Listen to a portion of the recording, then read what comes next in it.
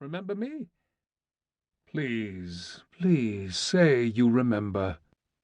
Vaguely, Her Highness snapped, haughtily repressive, and shuffled herself backwards. How did you get here? He sat up. Long story. Where's Gerald? Because he's not in his apartment. I neither know nor care, said the Princess, frosty as midwinter. I consider myself gravely deceived in Gerald Dunwoody. Deceived?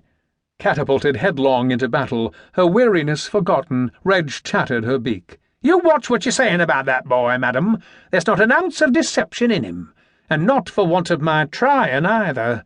A good wizard needs a dash of the devious, but will he listen? No, he won't. Is that so?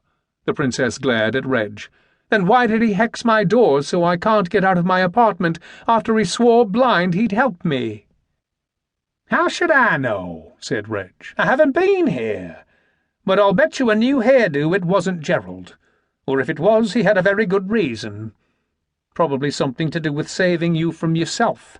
The ether knows you could do with it. Those trousers, girl. With that shirt? With any shirt. Monk looked at her. Really, Reg, really? You think this is the time for a fashion critique? Look, maybe we should be concentrating on— The women ignored him. Of course it was Gerald. Who else could it be? Her Highness retorted. And what do you mean you haven't been here? Where have you been? And what are you doing in my bedroom? With Markham? Answer me. So Reg answered, at length, all her acerbity given free rein. To pass the time as she pontificated, he clambered to his feet and gave his portable portal a quick once-over, just to make sure it was still in working order. When Reg was finally done explaining, the Princess rounded on him. Behind the prim spectacles her green eyes blazed with temper. As if this is my fault. Well, it's not. I'm just along for the ride. Except, maybe, sort of, it was his fault. Or partly his fault.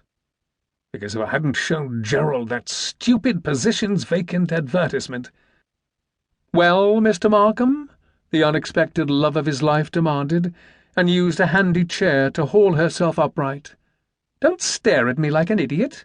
If Gerald is missing, then why is he missing? What the hell is going on around here?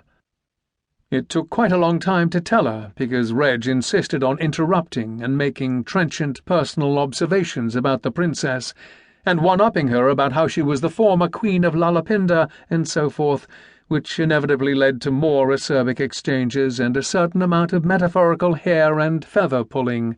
If he'd not been so worried about Gerald, and exactly why there'd been such an enormous spike on the Department of Thaumaturgy's etheretic monitors, he would have found it rather amusing. Like vaudeville.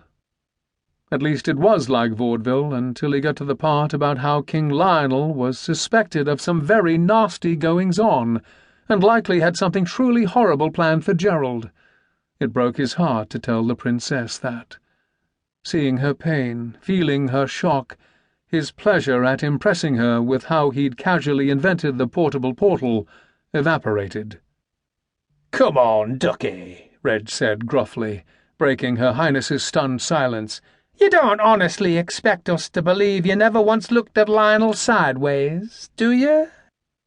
Arms folded, head turned towards the window, the Princess, Melissande, shrugged.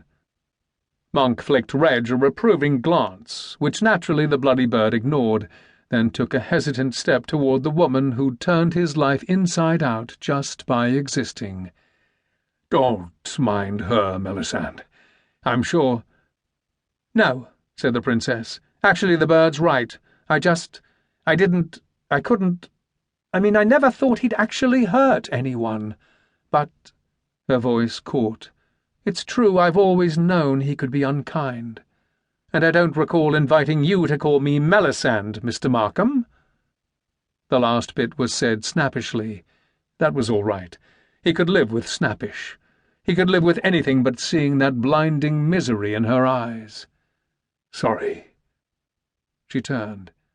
"So, we're in a pickle. Don't suppose you've got any bright ideas about how we're going to—